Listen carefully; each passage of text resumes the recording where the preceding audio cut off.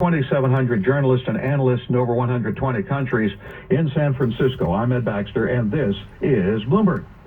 I'm Brian Curtis in Hong Kong, along with Paul Allen in Sydney, and our guest is Chuck Cumello, President and CEO at Essex Financial Services.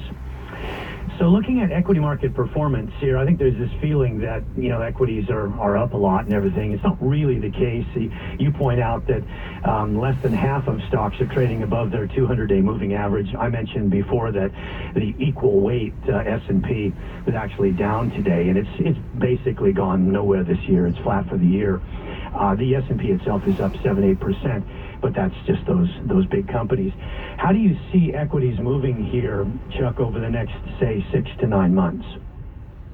Well, yeah, thank you so much for having me on. Yeah, it's been at least we're positive coming into May with all the things that we've had going on. But that point about the average stock, if you look at the equal weight S&P 500 being flat to negative, is really an eye opener for a lot of people, given the fact that the big cap stocks, Apple and Microsoft, make up 13-14% of the S&P 500 on a cap weighted basis.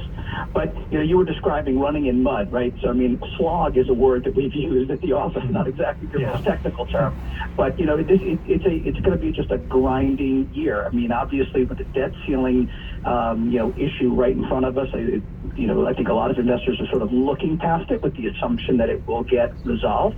And I think the commentary after today's meeting was very positive, considering what the alternative could have been. So I think we're hopeful that will get done. And then really, I think the unemployment and the the job story in the country really is one of the biggest drivers of what's going to happen going forward. Yeah, history says the debt ceiling issue does get resolved, but in the meantime, have you changed your positioning at all to hedge against whatever the outcome might be? I wouldn't say we've changed any positioning based upon that. It is funny because as the closer and closer politicians get to a deadline, the more and more the pressure's on to do something. And also, if people just take a few minutes and think back and read about what the summer of 2011 was during the last debt crisis, where literally we were 72 hours away from a default, S&P 500 down 19%, a year that saw the S&P 500 finish flat to up 2% if you count dividends. It was an ugly time in a lot of different areas. So I'm very optimistic and hopeful that the politicians will, not repeat that mistake. We've sort of been holding our own in the markets, and I guess with the economy as well. If you think about it, we've had this period where the S&P 500 essentially, if you strip out those top names, is sideways. But that's with growth holding up pretty well and jobs holding up pretty well. It feels like that is slipping now.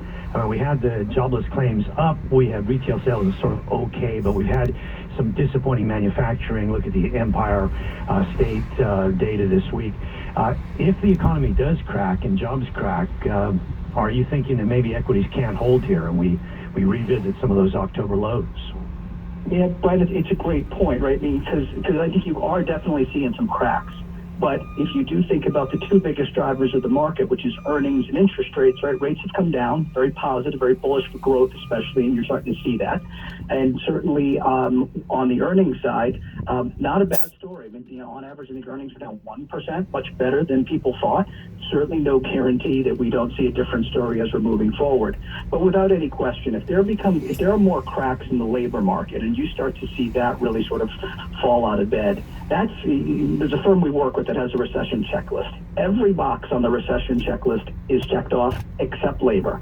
And if the unemployment situation changes, that's the big game changer. And I think that's when you might start to see the Fed do something before the end of the year. But barring that, I think the Fed stays right where it is.